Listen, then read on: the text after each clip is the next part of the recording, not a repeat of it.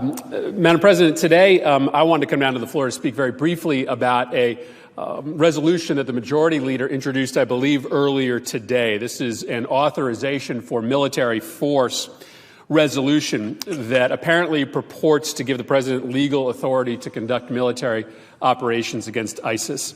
Before we break for the weekend, Madam President, I thought it was important to come to the floor to explain why, very briefly, to my colleagues, to explain what this resolution really is. This resolution is a total rewrite of the War Powers Clause of the United States Constitution. Let's be clear about that. It is essentially a declaration of international martial law, a sweeping transfer of military power to the president that will allow him or her to send U.S. troops almost anywhere in the world for almost any reason with absolutely no limitations.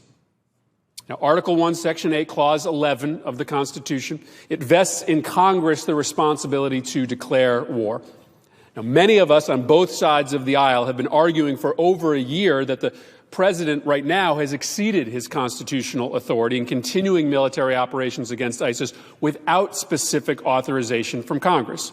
Now, I've been amongst those that have been calling on this body to debate an authorization of military force. And so in that sense, I'm glad that the introduction of this resolution may allow us to have a debate here on the Senate floor about the right way to authorize war against our sworn enemy, ISIS, a terrorist organization that deserves to be degraded and defeated, wiped off the map of this earth. And, Madam President, while the ink is still wet on this resolution, and so I won't endeavor to go into any detailed analysis of it, it's safe to say that this resolution is the wrong way to authorize war against ISIS. The language of this resolution is dangerous and it is unprecedented. The American people want Congress to authorize war against ISIS, but they also want us to make sure that we don't send hundreds of thousands of U.S. soldiers back into the Middle East to fight a war that has to be won first and foremost with regional partners. And they certainly don't want Congress to hand over the power to the president to send our troops into any country, anywhere in the world, for almost any reason. And that's what this resolution would do. It doesn't give the power to the president to deploy U.S. troops in Iraq and Syria. It gives the power to the president, without consulting Congress, to deploy U.S. forces in any one of the 60-plus countries where ISIS has a single sympathizer. And even worse, the language doesn't even require ISIS to be present in a country for the president to invade. All that is necessary for the president to be able to argue with a straight face is that the threat of ISIS was present. Well, as we've seen here in the United States, the threat of ISIS is present in virtually every corner in the world. Thus, this resolution would give the president total, absolute carte blanche to send our young soldiers to any corner of the world without consulting Congress. And on the campaign trail today, several of the candidates for president talk with such irresponsible bravado about throwing around America's military might. The likely Republican nominee, as we sit here today, shows a blissful ignorance about U.S. military law and basic foreign policy that is truly frightening.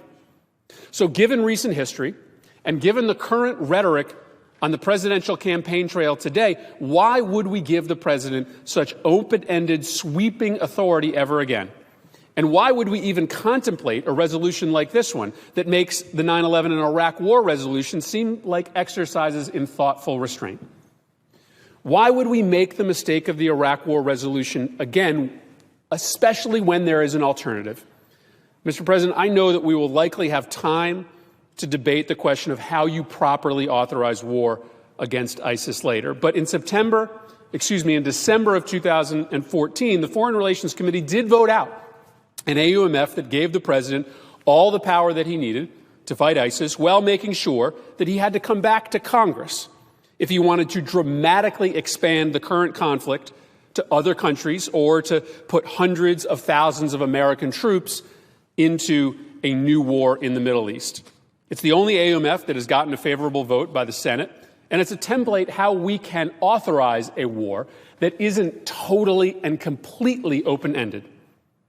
Now, a lot of us have argued for us to take up a debate on the AUMF because we believe that over the last 15 years, over the course of the war on terror, Congress has basically abdicated its responsibility to be the voice of the people on the conduct of foreign policy. Many of us think that a smart AUMF would get Congress back in the game when it comes to our constitutional responsibility to decide when and where our brave troops are sent into battle.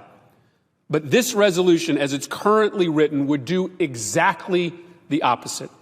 It would permanently hand over war-making power to the president, and Congress would never get it back. It would allow this president and the next president to send our troops almost anywhere in the world for virtually any justifiable reason with no ability of the people's branch of the federal government, this Congress, to step in and have our say. Mr. President, I do look forward to this debate if it does come to the floor. I think it's an immensely important debate. And frankly, I'll be glad to have it. But the American public want us to declare war on ISIS. But they want us to do it in a way that doesn't repeat the deadly, costly mistakes of the past. Thank you, Mr. President. I yield the floor.